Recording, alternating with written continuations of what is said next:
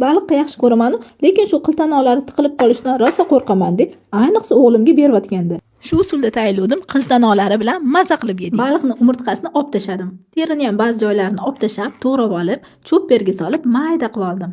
Cho'pperga solganda qolgan qiltanoqlari ham mayda bo'lib ketadi. Shunaqasi ham bo'lib turadi. Ishlar bilan chalg'ib, qozonim tagiga olgandim. Hiddan bilib qoldim. Shunga ham siqilamanmi? Aqua Magic bor deb, suv qaynatib, Aqua Magic soldim. Ekonomichniligimni qaranglar. Bitta qaynagan parashokka boshqa idishlarimni solib, ularni ham tozalab oldim. Aqua Magicni anchadan beri ishlataman.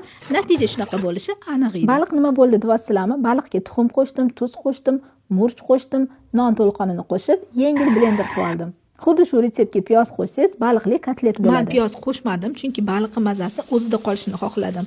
Usti qarsillab chiqishi uchun baliqlarni unga bulg'alab, yog'da pishirib oldim. Pomidor va tomatdan baliq uchun sok tayyorlab oldim. Soklari bilan yana ham mazali ketadi. Bu kotlet yosh bolalarga, qarilarga ham rosa foydali. Qiltanoqda kalsiy, fosfor, kollagen bor. Bolalarning bo'y o'sishida foydali. Qiltanoqdan xavotir olmasdan bemalol beraverasiz. Kollagen bo'lsa, bo'g'im og'rig'ida foydali. Undan tashqari sochlarni mustahkamlab, terimizni yoshartiradi. Chiroyli qilib yasatuvdim. Mana qudalab olib tugum bo'ldi. Qarilarni ko'rganda olib borsangiz bormi? Duolarni tegida qolib ketasiz. Retsept yoqqan bo'lsa, yurakchani bosib qo'yarsiz.